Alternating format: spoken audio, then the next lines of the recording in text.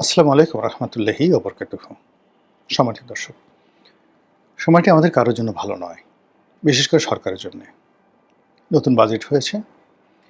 এই বাজেট বাস্তবায়নের একেবারে প্রথম মাস। নতুন করে যেভাবে কর আরোপ হয়েছে সেই করগুলো সংগ্রহ করা, এজন্য নতুন করে পরিপত্র ছাপানো, টোটাল কম্পিউটারের যে সফটওয়্যারগুলো থেকে শুরু করে অনেক কিছু ঢেলে সাজাতে হবে। এই জন্য সরকারকে আসলে একটা পিসফুল সময় পার করতে হবে। আপনারা যারা আয়কর দিতে চাচ্ছেন, গিয়ে দেখুন তারা আয়কর দিতে পারছে না। এর কারণ হলো যেভাবে নতুন ট্যাক্সেশন হয়েছে বাজেটের পরে, সে অনুযায়ী আগের যে আয়কর, সেই আয়করের যে স্ট্রাকচার অনলাইনে নেওয়া হতো সেটা দেওয়া যাচ্ছে না। আপনারা জানেন যে যারা বিদ্যুৎ বিল দিচ্ছেন সারা বাংলাদেশের, বিদ্যুতের প্রিপেড মিটার থেকে শুরু করে অন্যান্য মিটারে ভীষণ রকম গণ্ডগোল হচ্ছে। কোথাও বিল কম আসছে, কোথাও বেশি আসছে।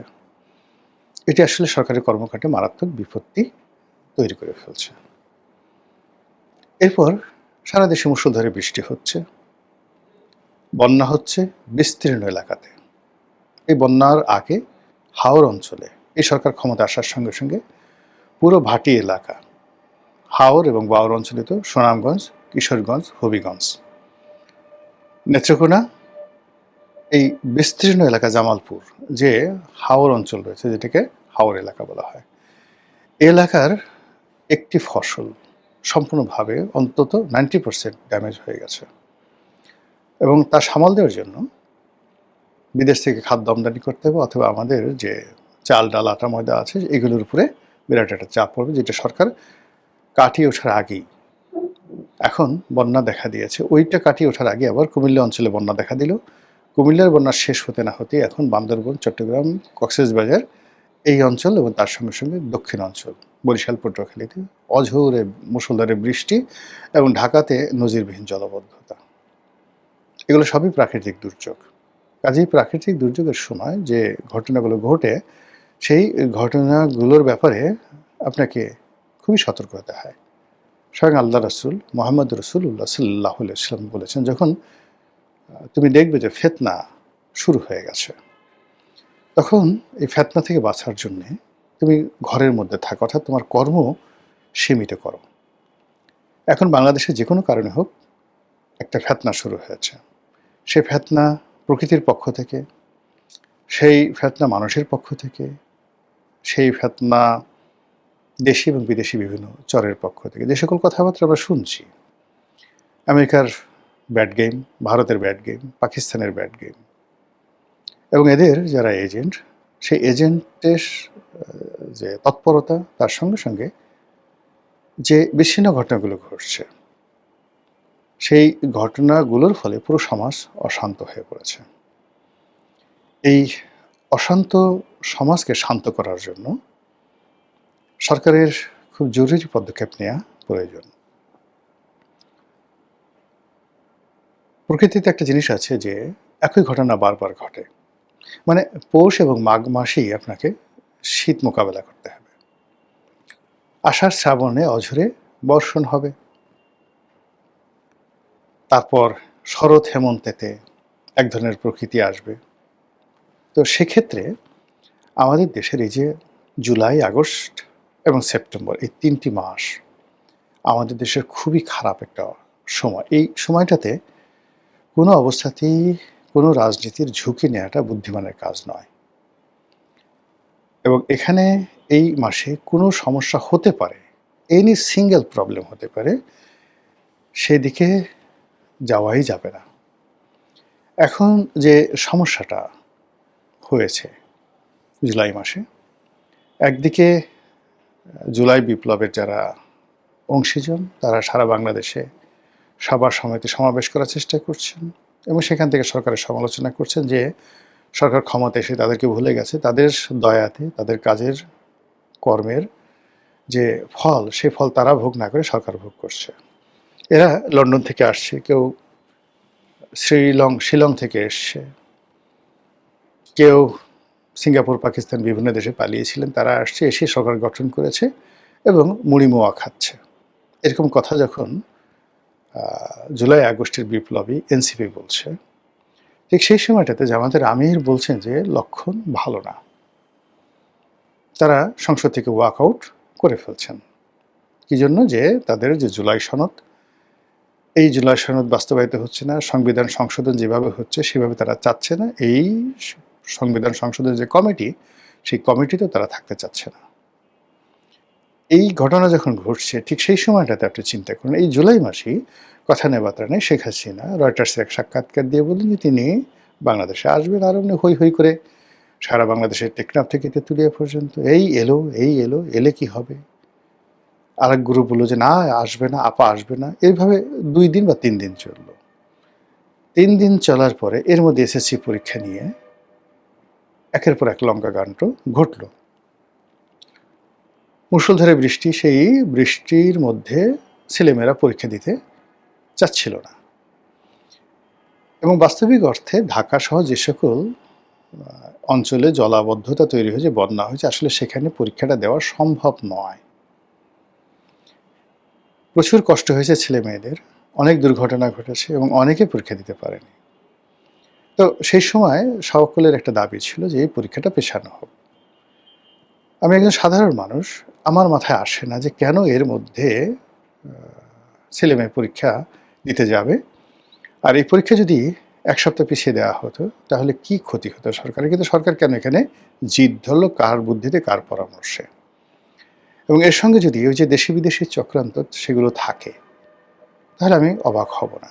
বিকজ যারা এই ধরনের ডিপ স্টেট পলিসি চালায় তারা জানে যে যখন প্রকৃতি এরকম একটা কোনো ঘটনা ঘটায়, যখন মানুষকে বিক্ষুব্ধ থাকে, যখন মানে বারুদে আগুন লাগা মাত্র সারা দেশে আগুনের লেলিহান শিখা প্রবাহিত হয়ে যায়, এই সময়গুলোর জন্য বিদেশি যারা চক্রান্তকারী তারা বসে থাকে। কাজেই এরকম একটা বর্ষা যখনই হয়েছে তারা বলল যে ঠিক আছে, ওপেন দ্য ডোর, এখন কিছুটা ঘটবে। তারপরে যখন পরীক্ষার ডেট হলো, এই তো ঘটে গেছে। থার্ডলি হলো যখন ছেলেমেয়েরা পরীক্ষা দিতে চাইল না, তখন তারা হৈ হৈ রই রই করে যে এটাকে কাজে লাগানোর চেষ্টা করলো। এটা তো মানে রকেট বিজ্ঞানী হওয়ার দরকার নাই, যে কোনো লোক এটা বুঝতে পারে। কেন শিক্ষামন্ত্রী এই বিষয়গুলো বুঝলেন না, কিংবা শিক্ষামন্ত্রী যিনি বস, প্রধানমন্ত্রী এই বিষয়গুলো কেন বুঝলেন না? ফলে যা হবার তাই হলো। এই ছাত্রছাত্রীরা যে বিষয়গুলো চাচ্ছিল, এখন যে বিষয়গুলো চাচ্ছে, এগুলো সরকারের জন্য উভয় সংকট। যদি শিক্ষামন্ত্রী এহসানুল হক মিলন পদত্যাগ করেন, কালকে বলবে যোগাযোগ মন্ত্রী রবিউলকে পদত্যাগ করতে হবে। পরশুদিন সমস্ত ডাক্তার এবং নার্স যারা আছে তারা স্বাস্থ্যমন্ত্রীর বিরুদ্ধে রাস্তায় নামবে। তারপরের দিন ভিপি নুরুর বিরুদ্ধে নামবে, তারপরের দিন জোনায়েদ শাকের বিরুদ্ধে নামবে, তারপরের দিন দেখা গেল ওই যে আর একজন মন্ত্রী আছেন শাহ আলম মন্ত্রী, তো ওনার বিরুদ্ধে নামবে। এরপরে আলটিমেটলি এই জিনিসগুলো তৈরি হয়ে গেছে এবং এগুলো এরপরে নামবে, সবচেয়ে বেশি নামবে সালাউদ্দিন সাহেবের বিরুদ্ধে। ইতিমধ্যে বিএনপির মধ্যেই তো নানা রকম প্রতিক্রিয়া। বিএনপির বড় বড় নেতারা বলছেন, গয়েশ্বর বাবুর মতো মানুষ, তারপর জয়নাল আবেদীন ফারুক সাহেবের মতো মানুষ, যে সালাউদ্দিন সাহেবকে ডাইরেক্ট ইন্ডিকেট করে গয়েশ্বর বাবু বলছেন যে আপনার বাড়ির সামনে দিয়ে ইয়াবার সব চালানগুলো চোরাচালানি হচ্ছে। এই কথা বলা মানে এর চেয়ে তার অপমান থাকতে পারে না, পার্লামেন্টের মধ্যে হচ্ছে। আবার জয়নাল আবেদীন ফারুক বলছেন যে এই মানে আওয়ামী লীগের আমলে যে সকল ইয়াবা ব্যবসা ছিল, এটা এখন বিএনপির কিছু নেতাকর্মীরা নিয়ন্ত্রণ করে। হোয়াট ডাজ ইট মিন? এটার অর্থ কী? তাহলে যে বিএনপির মধ্যে যে গৃহদাহ, গৃহ বিবাদ, বা বিএনপির মধ্যে যে বিষ বৃক্ষগুলো তৈরি হয়েছে, সেই বিষ বৃক্ষকে ফুলে ফলে শোভিত করার জন্য সরকারের যারা প্রতিপক্ষ তারা নানা রকম ন্যারেটিভ তৈরি করছেন। এবং বিশেষ করে হাসনাত আবদুল্লাহ থেকে শুরু করে নাসিরউদ্দিন পাটোয়ারি, অন্যান্য যারা আছেন যারা খুবই মুখরা, যারা স্পষ্টবাদী, স্ট্রেট ওয়েতে কথাবার্তা বলেন, তারা তো এই মন্ত্রীদের নাম উচ্চারণ করে, সালাউদ্দিন সাহেবকে নাম উচ্চারণ করে যা মুখে আসে তাই বলছে। অন্যদিকে এহসানুল হক মিলন, মানে তিনি তার যে যাকে বলা হয় পদ পদবীর যে মর্যাদা, এটাকে আলটিমেটলি জিরো বানিয়ে ফেলেছেন। এখন তাকে সবাই কেউ ডাকছে ওয়াটারমেলন, কেউ আরও আজে-বাজে শব্দ জেনে আসছে। কেউ বলছে তিনি মানে এই কথাগুলো আমার মুখে আসলে শোভা পায় না। তিনি খুব বন্ধু মানুষ। এমনকি আমার সঙ্গে ফেসবুকেও তিনি জড়িত আছেন দীর্ঘদিনের সম্পর্ক। মানে যে জিনিসগুলো হচ্ছে সেই জায়গাতে একবার যদি কেউ মানে ঠাট্টা মশকরার পাত্রে রূপান্তরিত হয়ে যায়, একবার যদি কোনো মানুষ মকারির পর্যায়ে চলে যায়, কখনো কোনো জায়গাতে গিয়ে ভিলেন নায়ক হতে পারে না। একবার ভিলেন হয়ে গেলে সে কখনো নায়ক হয় না। এবং কোনো একজন মানুষকে যদি একবার জোকার বানিয়ে ফেলানো হয়, কোনো অবস্থাতেই তাকে দিয়ে আপনি সিরিয়াস কোনো কাজ করাতে পারবেন না। জানাজার নামাজে যদি আপনি এরকম কোনো জোকারকে পড়তে দেন, পিছনে যারা জানাজার নামাজ আদায় করছে তারা হাসতে, হাসতে অস্থির হয়ে পড়বে। রীতিমতো অস্থির হয়ে পড়বে। তো কাজেই প্রত্যেকটা মানুষকে তার ব্যক্তিত্ব ধরে রাখতে হয়। অথবা যেকোনো কারণে যদি মানুষ এই তার ব্যক্তিত্ব যাকে বলা হয় হারিয়ে ফেলেন, তাহলে তাকে ওই পেশাটা ছেড়ে দেওয়া উচিত বা চলে যাওয়া উচিত। তো সেই দিক থেকে এই যে জুলাই মাসে জেএনজি এই যে রাস্তায় নেমে এসেছে এই সময়টাতে, এর সঙ্গে প্রাকৃতিক, এর সঙ্গে ভৌগোলিক, এর সঙ্গে আন্তর্জাতিক, এর সঙ্গে আমাদের সমাজের চাহিদা, এর সঙ্গে আমাদের যে পাওয়া না পাওয়ার বেদনা সব একত্র হয়ে আছে এবং সেই একত্র হয়ে পুরো রাজপথকে এখন রীতিমতো গরম করে ফেলা হয়েছে এবং এটা যুগপৎভাবে নেপালের সঙ্গে মিলে গেছে। আপনারা জানেন যে সেখানে বাংলাদেশের মতো একটি সরকার প্রতিষ্ঠিত হয়েছে, বালেন্দ্র শাহদেব, এবং আমরা সবাই বাংলাদেশে বসে বালেন্দ্র শাহদেবের যে কর্মকাণ্ড সেই কর্মকাণ্ড নিয়ে খুব ইতিবাচক আলোচনা করেছে যে তিনি সেখানে অনেকটা যাকে বলা হয় ধর্মপুত্র যুধিষ্ঠির কিংবা অনেকটা ফাটাকেষ্ট অথবা অনেকটা নায়ক, হিন্দি সিনেমার যে নায়ক অনিল কাপুরের সেই বিখ্যাত নায়ক সিনেমা, সেইভাবে বালেন্দ্র অনেকগুলো কাজ করার চেষ্টা করেছেন এবং প্রশংসার পেয়েছেন, সব দিক থেকে প্রশংসা পেয়েছেন। কিন্তু ছোট একটা ভুলের কারণে সেখানকার জেএনজিরা আবার তার বিরুদ্ধে রাস্তায় নেমেছে এবং প্রবল আন্দোলন চলছে এবং তার সঙ্গে প্রায় একই সঙ্গে বাংলাদেশে শুরু হয়েছে। এবং বাংলাদেশে যদি আপনি তারেক জিয়াকে ধরেন, তার কর্মকাণ্ড অনেকটা বালেন্দ্রের মতো।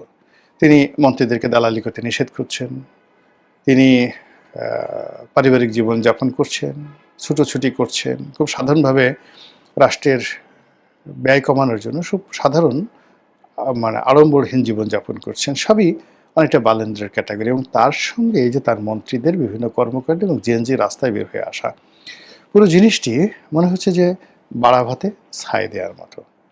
এখন এই যে বাংলাদেশে যে ঘটনাগুলো ঘটছে এখন, সেই ঘটনাগুলো সরকারকে চিন্তা করতে হবে, সরকারকে চিন্তা করতে হবে এবং ইতিহাস থেকে শিক্ষা নিতে হবে।